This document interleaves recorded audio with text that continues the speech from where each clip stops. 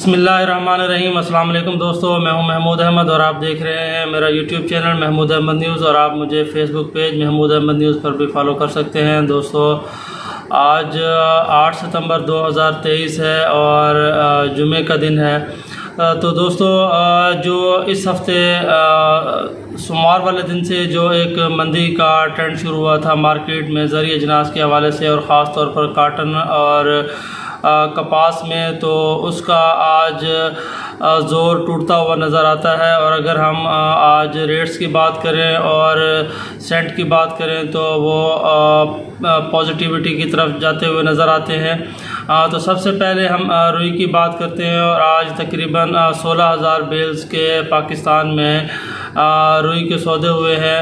और अगर हम बात करते हैं रेट्स की तो रुई के रेट्स दोस्तों सिंध में 17,000 से लेकर 18,200 रुपये तक के सौदे हुए हैं। अगर बात करें 17,000 की तो ज़िला सांगड़ और शहदादपुर के एरियाज़ में लो क्वालिटी की वजह से रुई के रेट्स कम नज़र आए और 17,000 में सौदे हुए। और अगर हम बात करते हैं ज़िला रानीपुर, ज़िला सक्खर, ज़िला घोटकी की बात करते हैं तो यहाँ पर जो रुई के रेट है वो 18,000 से लेकर 18,200 की पोजीशन में है। और अगर हम बात करें 18,000 की तो बहुत से जिनर हजरात 18,000 रुपये में रुई सेल करने के लिए तैयार नहीं है, क्योंकि वो ऑलरेडी पहले बहुत ज़्यादा नुकसान कर चुके हैं। और जो इस वक्त उनको कपास मिल रही है, फुटी मिल रही है, वो भी बेवारा है और उसमें नुकसान की वजह से अब जिनर हजरात की कोशिश है कि वो ज़्यादा फुटी और ज़्यादा कपास ना ख़रीदें और जो उनके बारे में है उस हिसाब से फुटी की ख़रीदारी करें और बेल्स को नुकसान में बेचने की बजाय वो कुछ देर इसको होल्ड करना चाह रहे हैं, जिसकी वजह से जो रुई की पोजीशन है सिंध में वो कदरे 3-4 रोज से देखा जाए जो एक मंदी का ट्रेंड चल रहा था, तो उस हवाले से अगर देखा जाए तो आज सिंध में रुई की रेट्स में पॉजिटिविटी नज़र आई है और जिनर भी अपने आप को मजबूत करते हुए नज़र आते हैं।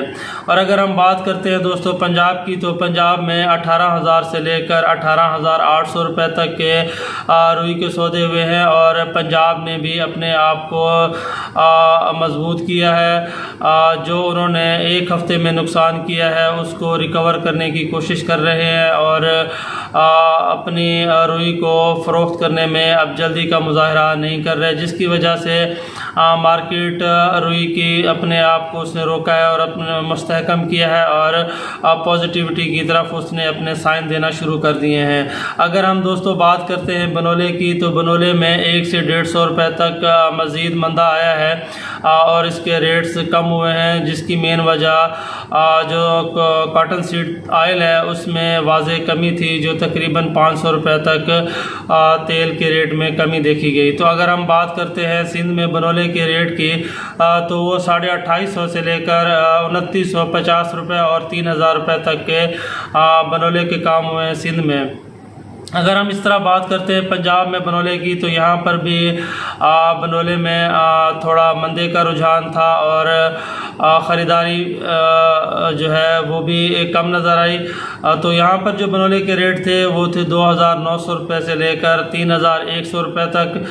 यहाँ पर भी 100 से 150 रुपये cotton seed oil, cotton seed बनोला में कमी नज़र आई। अगर हम बात करते हैं खल की, तो साफ दोस्तों कॉटन सीड बनोला ऑयल मिल और कॉटन इंडस्ट्री दोनों में इस्तेमाल होता है, तो तेल के कम होने की वजह से खल के रेट में भी वाज़े कमी देखी गई और खल के रेट भी 100 से 150 रुपये कम हुए। और अगर हम बात करते हैं सिंध में खल की, तो 2,450 से लेकर 2,600 रुपये तक सिंध में पोजीशन रही है खल की, लेकिन ज़्यादातर जो काम हुए हैं वो 2,500 से लेकर 2,550 के दरमियान रहे हैं।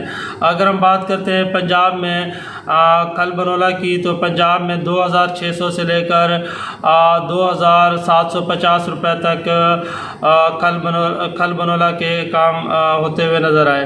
अगर हम बात करते हैं दोस्तों तेल कॉटन सीड ऑयल की, तो कॉटन सीड ऑयल में गुज़िश्ता 2 से 3 दिनों में तकरीबन 1000 से लेकर 1500 रुपये तक वाज़े कमी देखी गई। और कल की अगर रेट देखें तो इसमें 500 रुपये की कमी वाक़ई हुई। और आज जो कॉटन सीड ऑयल का रेट है वो 12,700 कैश पेमेंट और 12,900 रुपये रूटीन पेमेंट आज इसकी पोजीशन रही है।